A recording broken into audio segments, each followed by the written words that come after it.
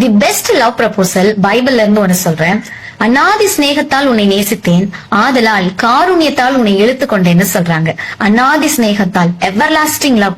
உன்னை முடிவே இல்லாம நான் லவ் பண்றேன், அதனால நீ ஒவ்வொரு வாட்டி தப்பு பண்ணும் போதும் மன்னிச்சு கிருபையா என் பக்கமா இழுத்துக்கிறேன்னு சொல்றாரு.